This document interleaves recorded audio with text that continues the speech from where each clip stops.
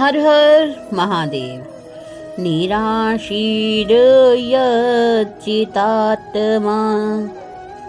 निराशीर्यच्चितात्मा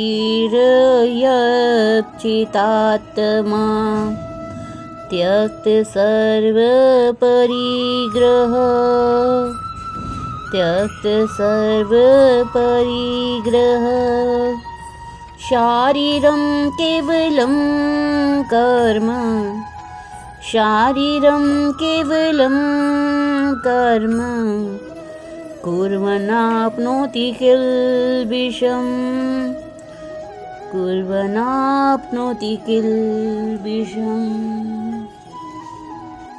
भगवान श्री कृष्ण अर्जुन से कहते हैं, निराशी फल की आकांक्षा से रहित निष्काम भाव से यत संयमित चितात्मा मन तथा बुद्धि से त्यक्त सर्व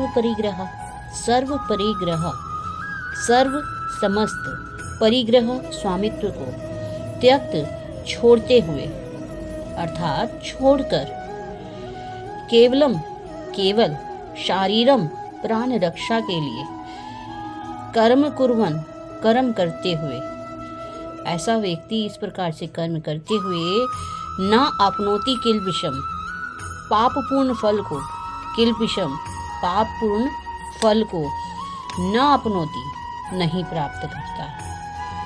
जो व्यक्ति फल की आकांक्षा से रहित संयमित मन तथा बुद्धि से समस्त स्वामित्व को छोड़ते हुए केवल शरीर रक्षा के लिए प्राण रक्षा के लिए कर्म करता है, ऐसा व्यक्ति कभी भी पापपूर्ण फल को प्राप्त नहीं होता। ऐसा ज्ञानी पुरुष पूर्ण रूप से संयमित मन तथा बुद्धि से कार्य करता है, अपनी संपत्ति के सारे स्वामित्व को त्याग देता है और केवल शरीर निर्वाह के लिए ही कार्य करता है। इस तरह कार्य करता हुआ वह पाप रूपी फलों से प्रभावित नहीं होता। कहने का भाव यह है कि कृष्ण भावना भावित व्यक्ति कर्म करते समय कभी भी शुभ तथा अशुभ की आशा नहीं रखता। उसके मन तथा बुद्धि पूर्णता वश में होते हैं। वह जानता है कि वह परमेश्वर का अंश है, अतः अंश रूप में उसके द्वारा संपन्न कोई भी कर्म उसका ना होकर उसके माध्यम से परमेश्वर द्वारा संपन्न हुआ होता है। जब वह हाथ हिलाता है तो वह स्वेच्छा से नहीं हिलाता, अपितु सारे शरीर की चेष्टा से हिलाता है। कृष्ण भावना भावित व्यक्ति भगवद इच्छा का अनुगामी होता है, क्योंकि उसकी निजी इंद्रिय तृप्ति की कोई कामना नहीं होती। वह तो एक यंत्र के पुर्जे की भांति हिलता डुलता रहता है।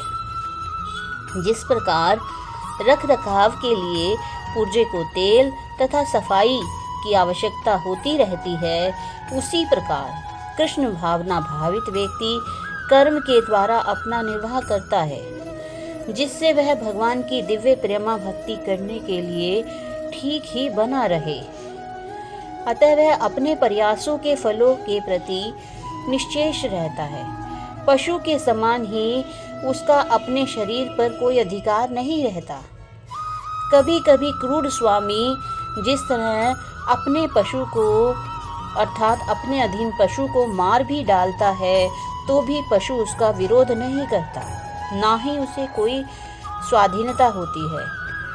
आत्म साक्षात्कार में पूर्णता कृष्ण भावना भावित व्यक्ति के पास इतना समय नहीं रहता वह अपने पास कोई भौतिक वस्तु रख सके। जैसे भगवान श्री कृष्ण की इच्छा से वह कार्य करता है, ऐसे ही समझता हुआ है, चाहे सुख हो दुख हो, वह किसी बात का विरोध नहीं करता। अपने जीवन निर्वाह के लिए अनुचित साधनों के द्वारा धन संग्रह कभी नहीं करता। अतः वह ऐसे भौतिक पापों से युक्त नहीं रहता, वह समस्त कर्म फलों से मुक्त ही रहता है।